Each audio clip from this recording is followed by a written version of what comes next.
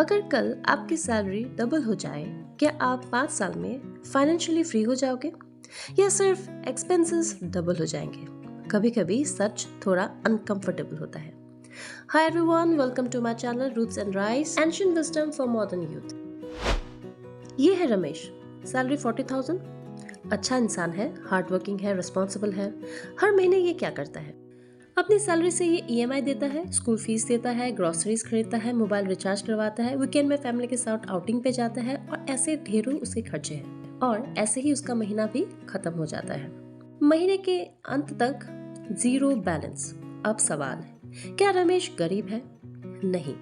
पर क्या वो फाइनेंशियली फ्री है? वो तो बिल्कुल भी नहीं। अब डिफरेंस क्या है? डिफरेंस इनकम का नहीं है, डिफरेंस कैश फ्लो डायरेक्शन का है। रिच लोग कंफर्टेबल होते हैं, पुअर लोग डेस्परेट होते हैं, पर मिडिल क्लास कंफ्यूज होता है और कंफ्यूजन सबसे डेंजरस होता है। By taking the reference of many popular books like Rich Dad Poor Dad, The Psychology of Money, Atomic Habits और हमारे ऐसे बहुत सारे एंशिएंट ग्रंथ हैं जिसकी मदद से हम आज समझेंगे कि मिडिल क्लास क्यों मिडिल क्लास रहता है और क्या हम इस ट्रैप से बाहर निकल सकते हैं।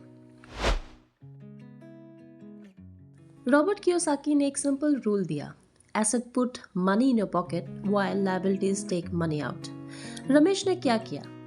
जब उसकी सैलरी बढ़ी तो उसने नया फोन लिया, जब उसको बोनस मिला था तो वो शायद वेकेशन पे गया, क्रेडिट कार्ड लिमिट बढ़ी तो उसका लाइफस्टाइल ही अपग्रेड हो गया।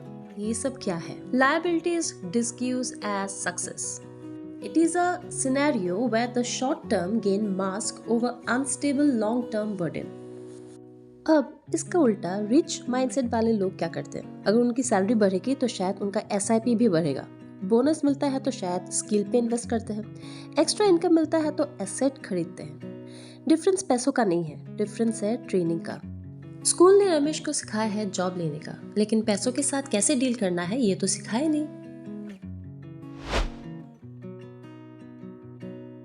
मॉर्गन हाउसल कहते हैं, financial success is not about how smart you are, it's about how you behave.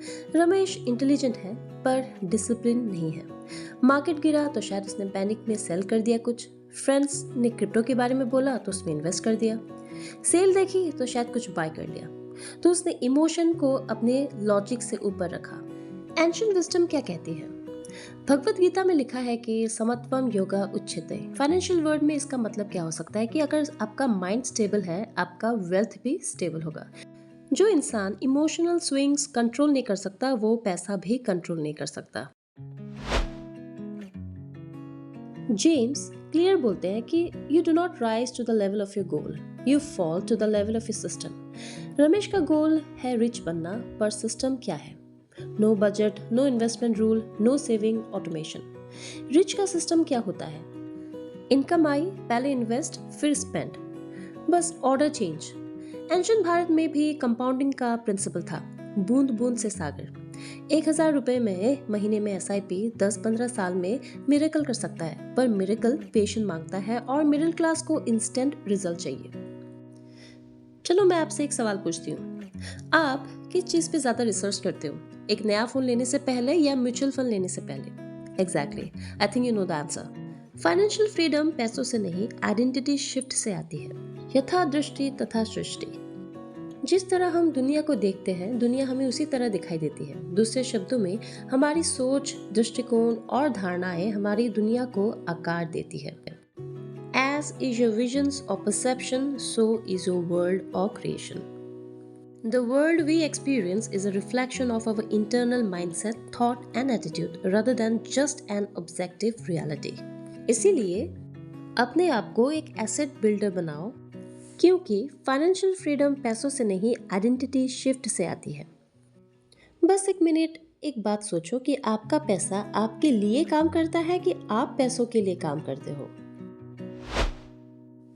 अब सवाल ये है कि क्या फाइनेंशियली फ्री होना 5 सालों में पॉसिबल है? इसका जवाब है हाँ, पॉसिबल है, लेकिन उसके लिए we need to obey some of the formula. अब ये फॉर्मूलाज क्या है, इसके बारे में हम लोग बात करेंगे हमारे अगले वीडियो में। तब तक stay tune, stay safe and thank you for watching. Please do subscribe.